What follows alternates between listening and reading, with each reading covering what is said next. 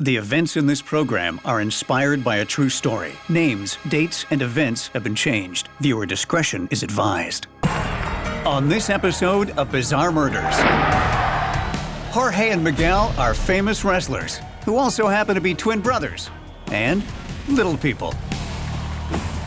These two larger-than-life personalities give new meaning to the expression sex, drugs, and rock and roll. But when one night goes too far, Jorge and Miguel face the ultimate fight of their lives. Abita! Necesito Abita!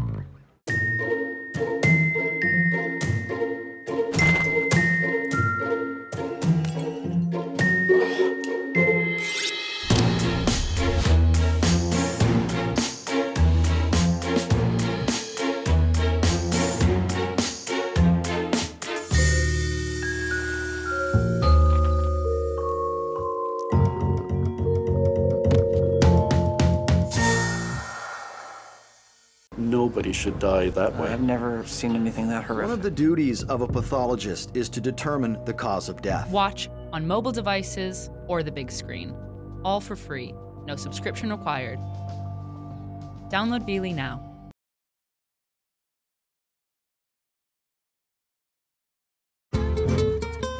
Jorge and Miguel have been inseparable since birth. Unusually energetic, they grow up wrestling each other in their tiny, rundown home. Their father is not part of the equation, and their single mother has a tough time making ends meet. Without a television, they escape reality by listening to their older brother Guillermo's tales of the Mexican wrestling world. Guillermo is a pro wrestler who encourages his little brothers to join in on the fun.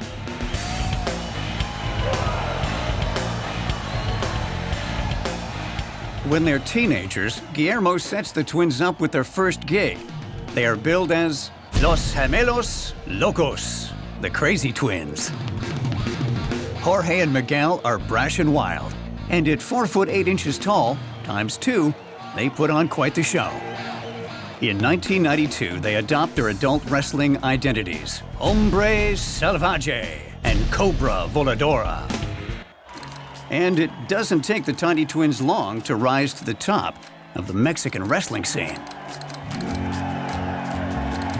Jorge and Miguel are rock stars in the Mexican wrestling world. But in all my years in the FBI, I've seen what can happen when fame puts you in a full Nelson.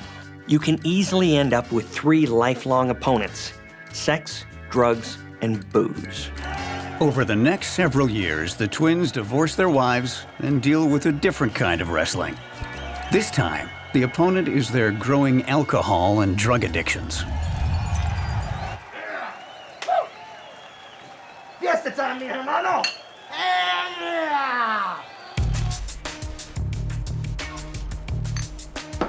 Yeah! Dude, that was a good fight! After a big televised match against El Castigador, the twins are ready to celebrate. And for these boys, go big or go home isn't just a saying. It's a way of life.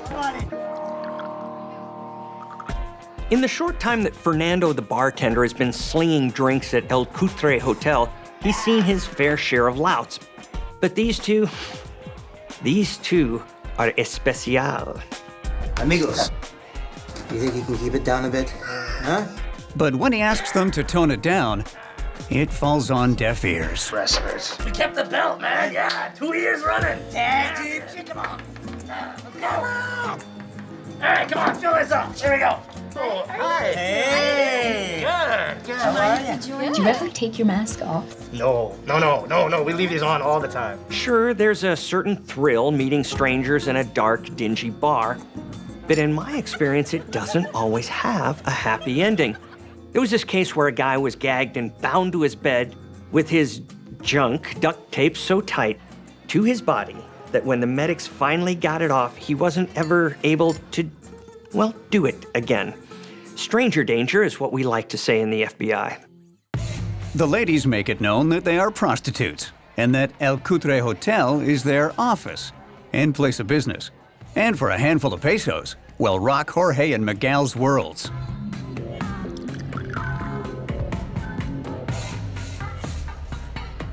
The twins and their newfound friends decide to take their cocktails up to the room for a nightcap, or guro de dormir, as they say in Mexico. But it doesn't take long before the party turns into a coke-fueled bender.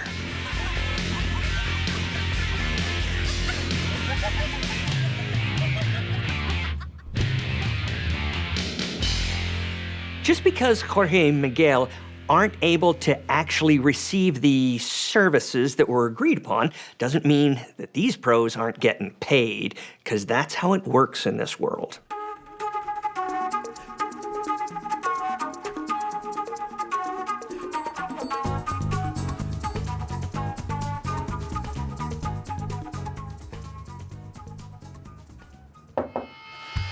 Hola. The morning after, a cleaning woman from the hotel is doing her rounds and arrives at Jorge and Miguel's room. It's well after their checkout time. She tries to wake the twin wrestlers, but when they don't respond, she becomes concerned. Abida, necesito Abida. For such small guys, Jorge and Miguel ought to watch that voracious appetite of theirs. Everybody's got to pay the piper at some point. Jorge and Miguel are twin wrestlers known as Hombre Salvaje and Cobra Voladora. They're also little people who defied their hard-knock upbringing and rose to the top of the Mexican wrestling world. But fame has its dark side, and they're on a downward spiral that almost always ends badly.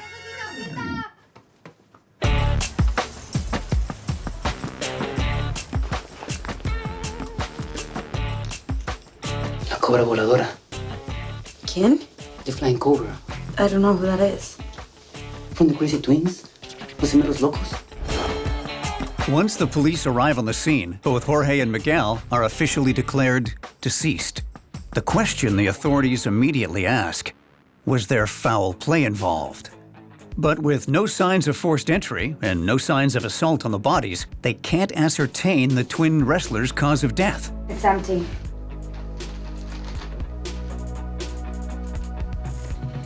When police search the room, they discover the wrestlers have been robbed. The twins are celebrities in the Mexican wrestling world, and their hardcore partying is well known. Could they have been the target of a robbery gone wrong? Can you fill us in on what happened? I was just coming in to clean the room like I normally do, and I knocked on the door. While they wait for the results from the autopsies on Jorge and Miguel, detectives question the cleaning woman who discovered Jorge and Miguel's dead bodies. I just found these guys and they were dead. I'm not surprised that they're grilling the cleaner. I mean, I do the same, because you wouldn't believe how many times that the person who finds the dead body is really the person who put it there. But Guadalupe the maid has a solid alibi for the previous night. She was at the quinceañera of her 16-year-old niece. The police then turn their attention to the hotel staff working the night before. They're especially interested in a woman who was working at the front desk, Yolanda. So who called you into the scene? That was one of the housekeepers that I have on staff. Yolanda tells the police that she remembers the men. Whoa, big surprise. Who wouldn't remember two guys with luchador masks in a bar? I mean, really. She insists that she made no contact whatsoever with Jorge and Miguel. But she says that the bartender Fernando complained to her after his shift about these two obnoxious hombres pequeños who he'd like to smack around real bueno. So, Fernando, you know why you're here. The detectives move their focus to the bartender who served Jorge and Miguel the night before. They want to hear about their interaction and what it was about the brothers that rubbed him the wrong way. Did you give them anything else besides alcohol? No, nothing. But when asked if he served anything other than alcohol to the little people, Fernando flies off the handle and gets very defensive. Explain something for me I didn't do, okay? I didn't do anything. Nothing. So here you've got this hot-headed hombre who was not only super pissed off with the little guys, but had access to what they were drinking all night, and now they're both dead with no visible signs of assault. And what the hell's Fernando thinking acting like this with the cops? Now they're gonna make him their suspect numero uno. The twin wrestlers' autopsy results come in, and that's when the case goes from weird to bizarre. Los hombres pequeños have died from an overdose of tetrahydrozoline, HCI, more commonly known as eye drops. And the huge levels in their bodies can only mean one thing: they were poisoned. The effects of tetrahydrozoline HCI when mixed with alcohol causes drowsiness, nausea, and amnesia. Kind of like what you'd find in a Rohypnol case, aka the date rape drug. Using tetrahydrozoline is a cheaper way of knocking someone out, but definitely not your typical murder weapon. Toxicology reports confirm that for men of their size, death would only take 1 hour from when Jorge and Miguel consumed their drinks laced with the poison to when they died. Turns out that everyone's favorite asshat bartender, Fernando, is no longer a suspect, because he left the building soon after the foursome went upstairs, and he wasn't at the crime scene within the timeline that the men were murdered. Too bad. I was starting to like him for this one, but that's the way investigation goes.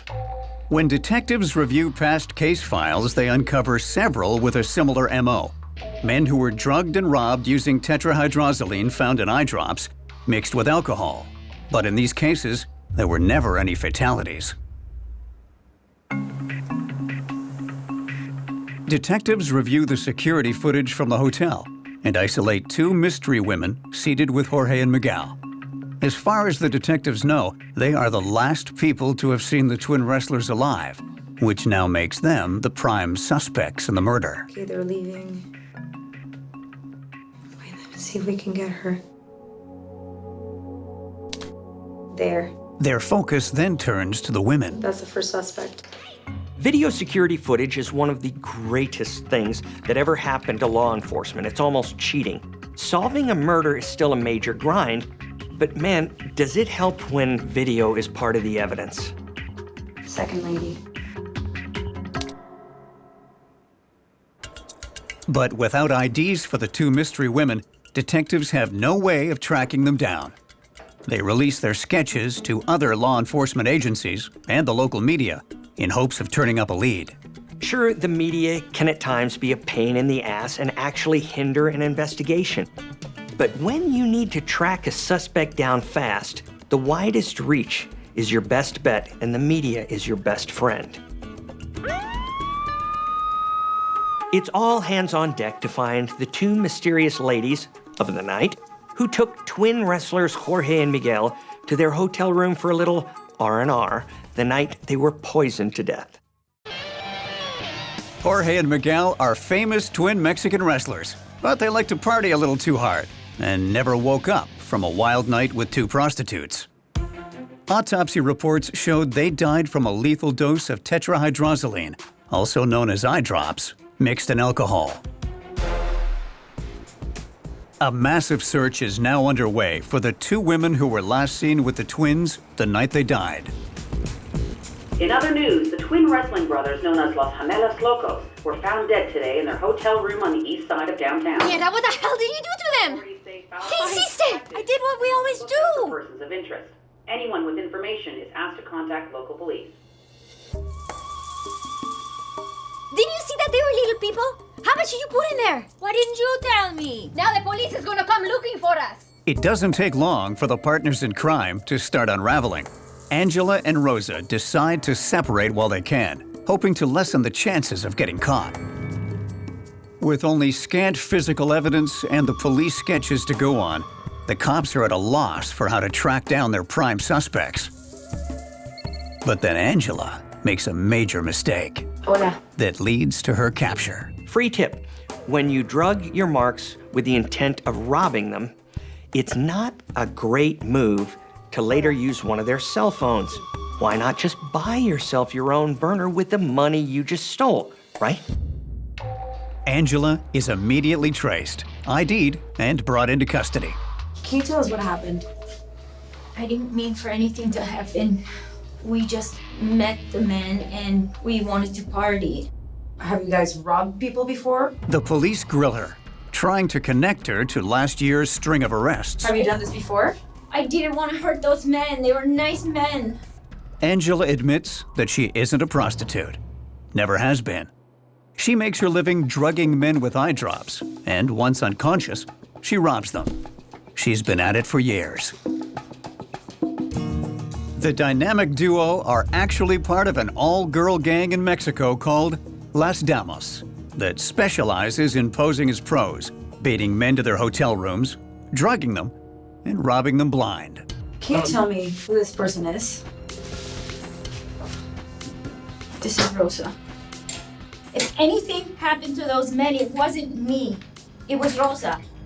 Not only does Angela tell the police where to find Rosa, but she claims that Rosa is actually the brains behind the whole operation, and that she had nothing to do with it.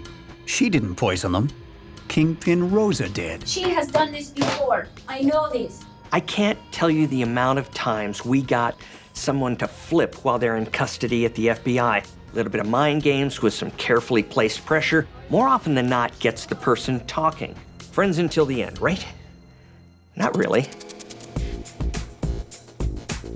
The police have got to get to Rosa before she flies the coop, or possibly moves on to her next John. Celebrity twin wrestlers Jorge and Miguel partied with the wrong women one fateful night. Turns out Angela and Rosa are part of a gang of women that pose as prostitutes, then drug and rob unsuspecting men. The police have Angela in custody and an APB out for her partner Rosa. Where can we find her? In an old apartment on the east side. The detectives break Angela, and she reveals where Rosa can be found. Police track down Rosa holed up in a Fleabag motel on the outskirts of town. She's promptly arrested and brought in for questioning. I poisoned somebody? No. That did not happen.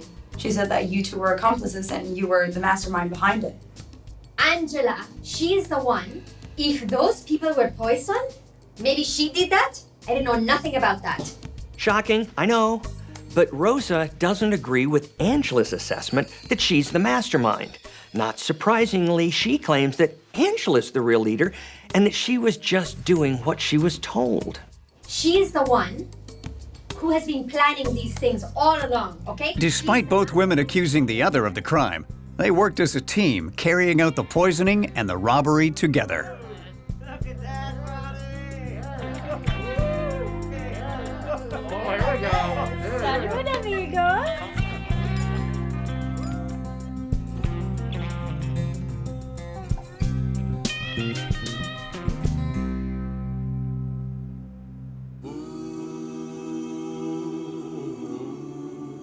The thing is, Mexican eye drops are a lot more potent than American ones. Go figure. I guess they have a more relaxed FDA-type situation. Now, a dosage of around 10 milliliters is enough to knock out an average-sized guy, but the same amount applied to, let's say, a 4'8" individual would be fatal. When Angela and Rosa drugged the little wrestlers, they weren't planning on killing them, just knocking them out.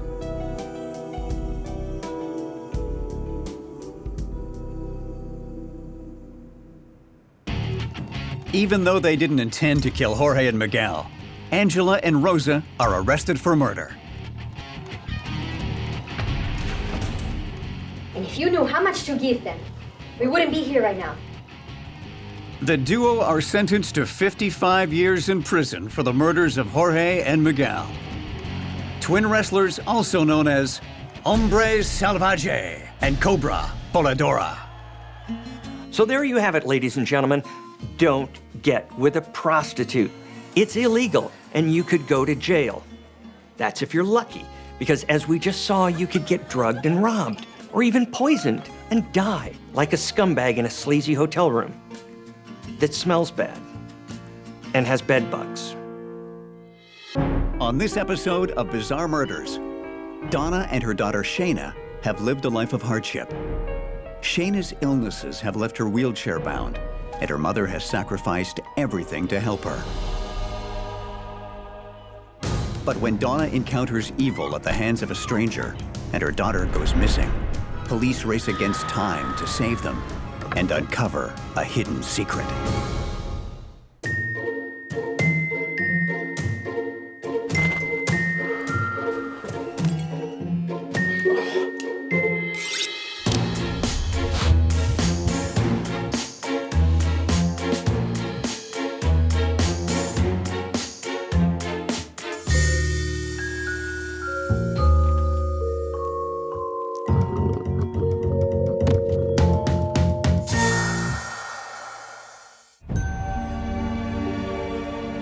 In a quiet, small town, Lana is concerned about her neighbors, 46-year-old Donna, and her severely handicapped teenage daughter, Shayna. Lana is worried because bizarre messages were posted on Donna's social media page earlier that day. From an investigator's point of view, you want to pay attention to the difference in tone from the previous posts. Does it sound like a sweet, loving single mother who has selflessly raised her sickly, handicapped daughter? Or does it sound more like the writings of a deranged killer? My vote is for number 2. Lana drops by to see what's going on.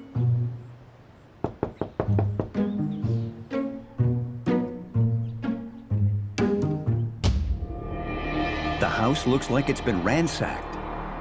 Now, very worried about her neighbors, she calls the police. When no one answers the door, police enter the house. Donna? Shayna?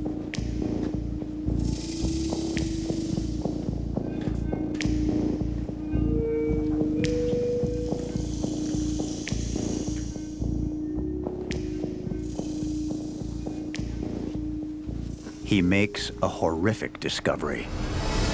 It appears that Donna has been bludgeoned to death.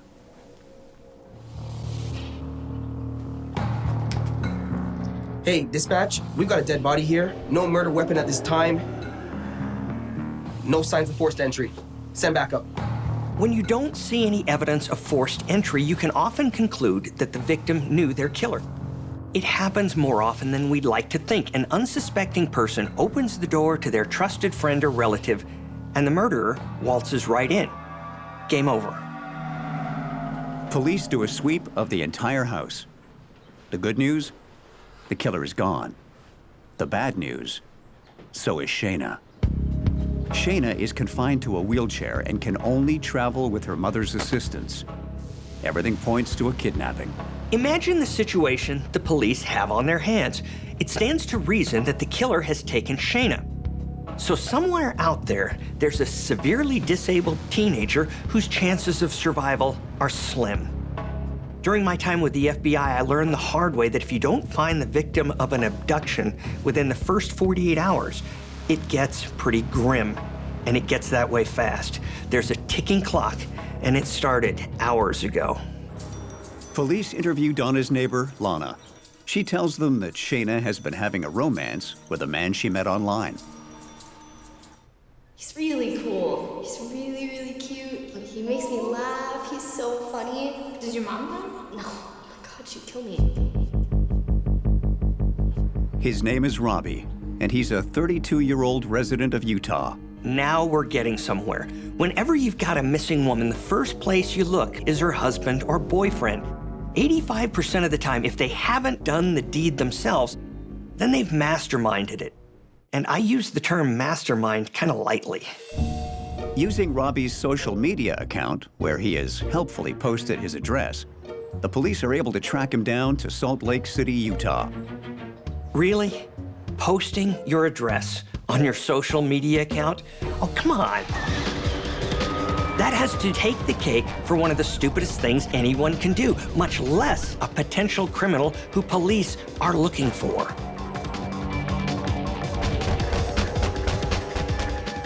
They've come prepared for a violent confrontation with a suspected brutal killer.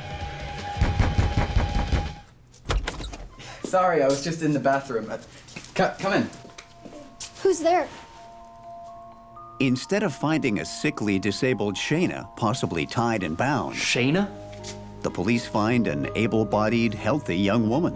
Shayna is obviously not kidnapped, nor is she disabled. Someone's got some serious explaining to do.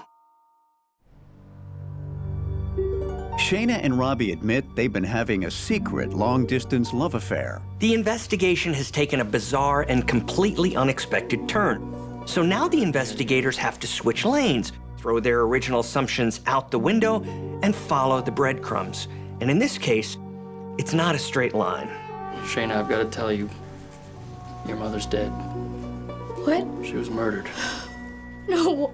I'm sorry. No. What? I know it's hard, but I have to ask you if you know anything. Shayna claims to have no idea who would want to hurt her mother. Everyone loved her. Shayna, I was under the impression that you were sick, even in a wheelchair. Shayna tells an astonishing tale.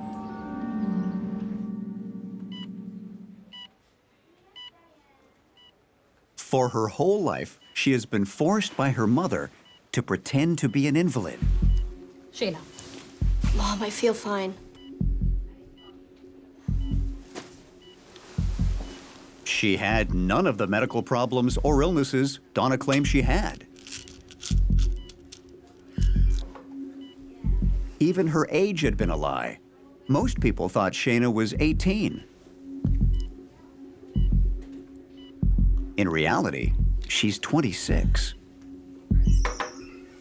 Mother-daughter relationships are complicated at the best of times, but this takes it to a whole new level. You've got a mother who has somehow made her daughter believe all of her life that she's been sick. And you thought your mom was tough on you? It's pretty much the wackiest case this cop has ever heard. Was Shayna truly a victim? Or a willing accomplice? Sometimes criminals hide in plain sight, which can make them even more difficult to catch, and this is especially true of fraudsters like Donna. They fit seamlessly into society, and if you show them a vulnerability, they'll play you. Who was Donna? And how did she get away with this brazen fraud for so long? Born and raised in Texas, Donna grew up with an abusive father. She had Shayna when she was only 21 years old and worked as an office cleaner to make ends meet.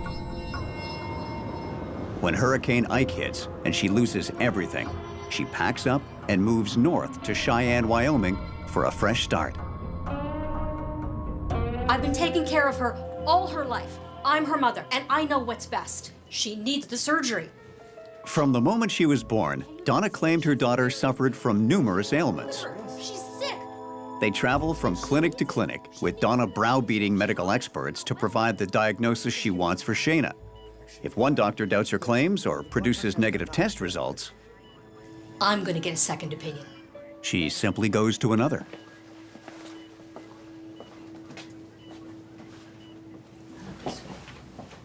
Shayna endures many unnecessary surgeries and even has a feeding tube inserted into her stomach. This allows Donna ultimate control. She can monitor what Shayna eats and can administer whatever drug she wants her to take.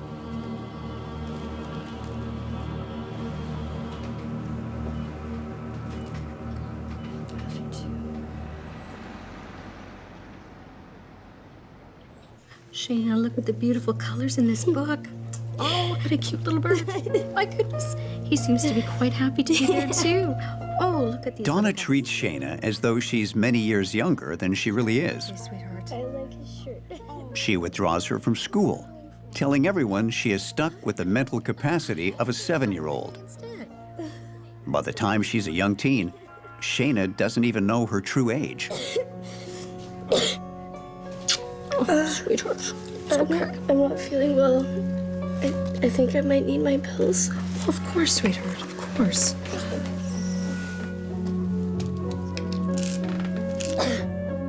Shayna is, in effect, brainwashed to believe she's an incurable invalid.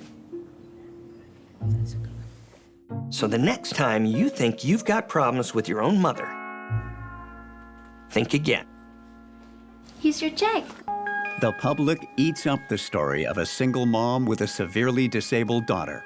I'd just like to thank him. It's been such a difficult time for me, us, and we really appreciate all the love that has gone into assisting Shayna.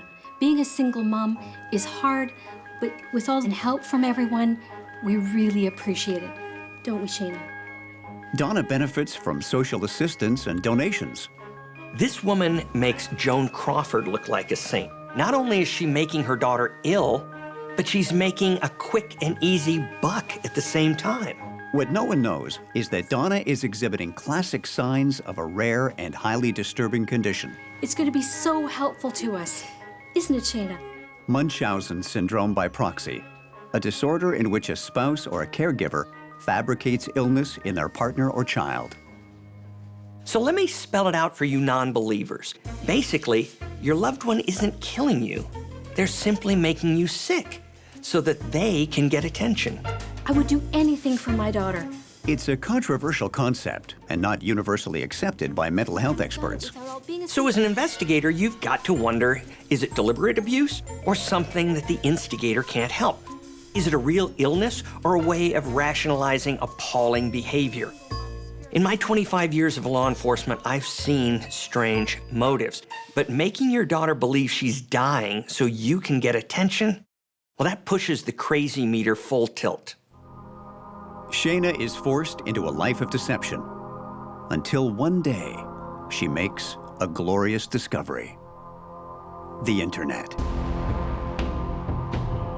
Shayna discovers there's a whole world out there beyond the prison her mother has created for her, and she's determined to explore it.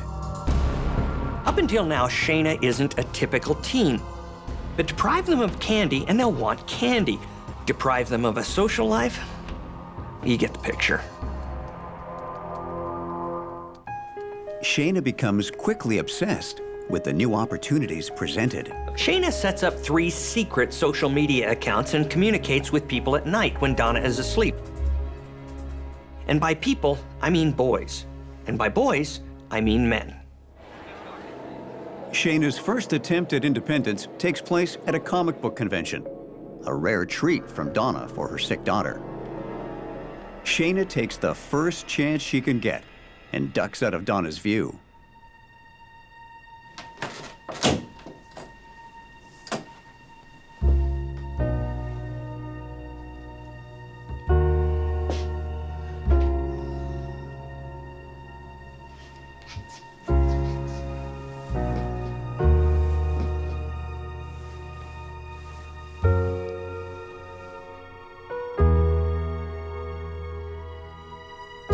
Shayna!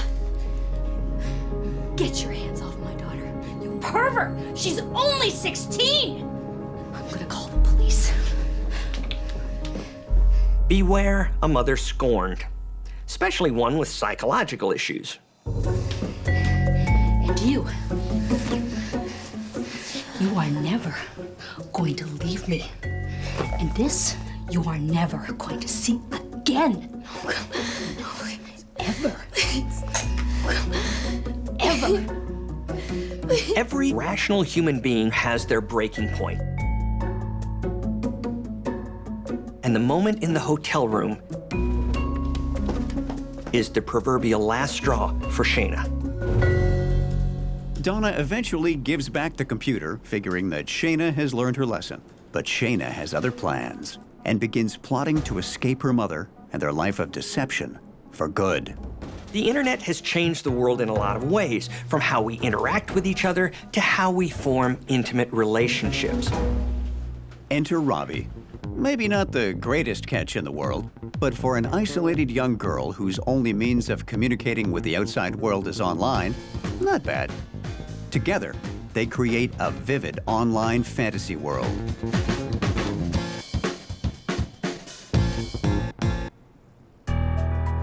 But fantasy soon crosses over to reality, and they start dreaming of a life together. There's only one thing standing in the way of her happily ever after. Mommy dearest. So you might think to yourself, why not just run away? Shayna probably thinks her mother will track her down and destroy her one chance at happiness.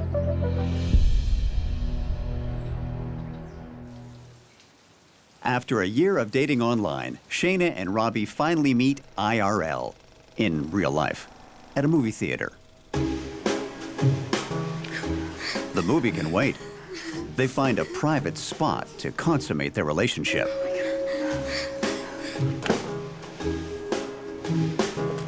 It's no honeymoon suite, but it'll do just fine.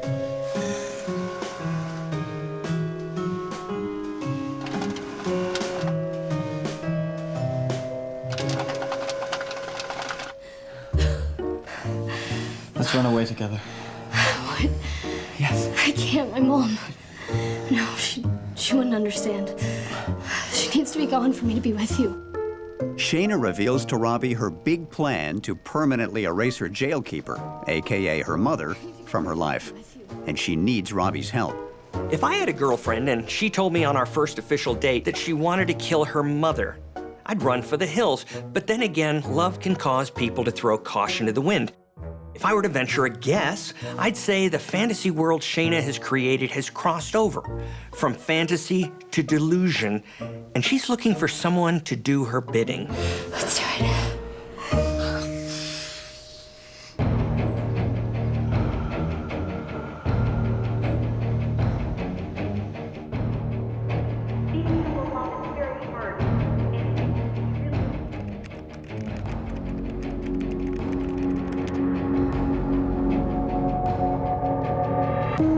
While Donna sleeps like a log,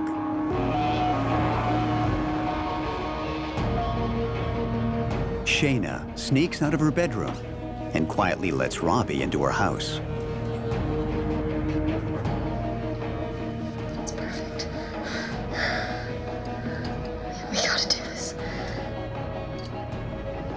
Are you sure about this? 100%. I've never been more sure about anything.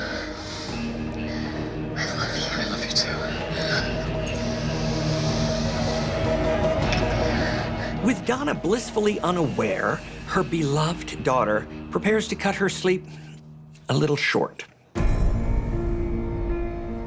Years of psychological abuse may give Donna cause for regret, as her daughter, Shayna, executes her plan for freedom.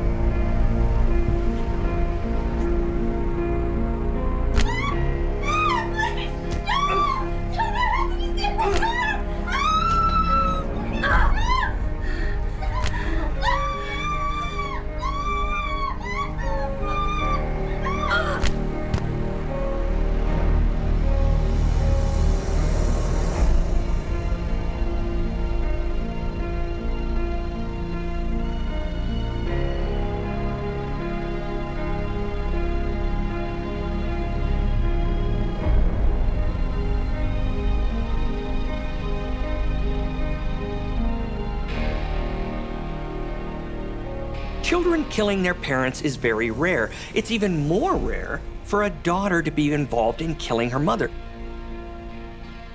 But Shayna is caught in a perfect storm. She lives an isolated life, and she has an unwavering belief that there is no other way out. Once Donna is dead, Shayna takes $3,000 of her mother's money, and with Robbie, heads to his home in Salt Lake City, where she's ultimately arrested.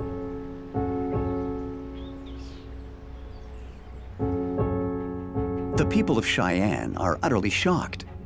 There, on the evening news, is Shayna. Her hands are cuffed behind her back. But more shocking than the murder charge is the fact that she's walking.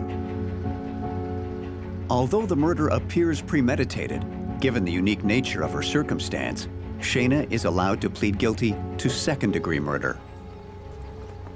She's sentenced to 15 years in prison. Some are convinced Shayna's intent was pure evil. Others see Shayna as a brainwashed victim who made a desperate bid to free herself from her monstrous mother. Mother-daughter relationships can be difficult to navigate, and a daughter killing her own mother can be hard to understand. But maybe Shayna inherited more from her mother than she realized when she entered this made-up fantasy world. She simply played her part in the fairy tale and rid the world of the villain.